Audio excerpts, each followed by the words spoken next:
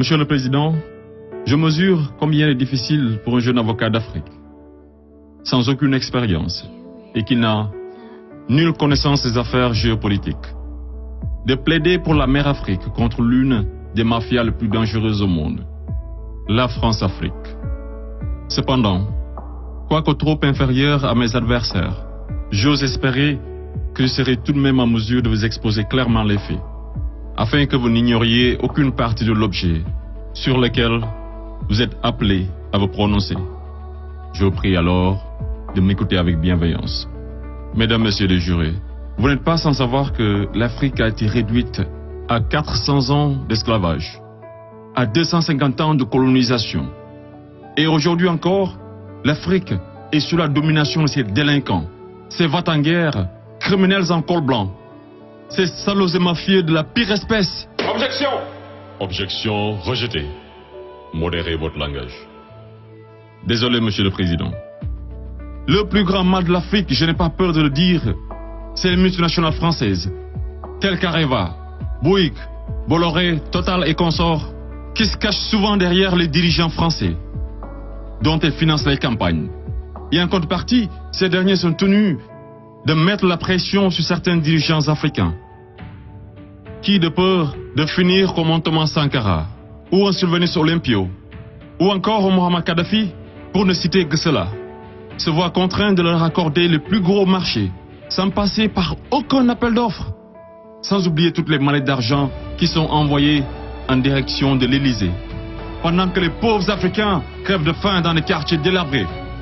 Et on s'étonne de voir de jeunes Africains désespérés s'embarquer sur le navire de fortune à la quête d'une vie meilleure. Et je vous assure qu'ils sont nombreux parmi ces jeunes à avoir tenté toutes les voies et moyens légaux, mais en vain.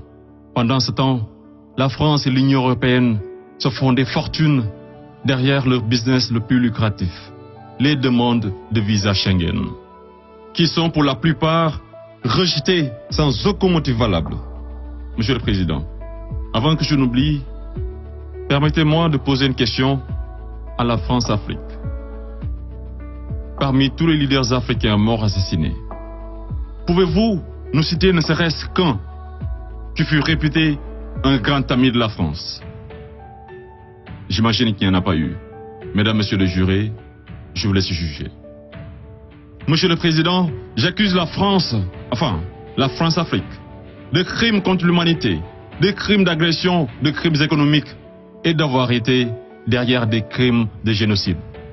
La plupart des dirigeants français sous la Ve République me rappellent des propos d'un homme sage qui disait, je cite, « Les postes éminents rendent les grands hommes encore plus grands et les petits hommes encore plus petits. » Fin de citation.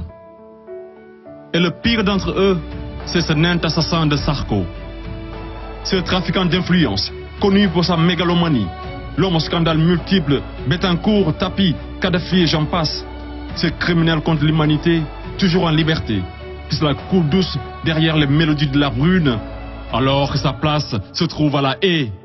Vous lui direz que malgré tous ces mensonges, avec la complicité de certains médias, que le monde entier, et les Africains en particulier, connaissent toute la vérité sur les véritables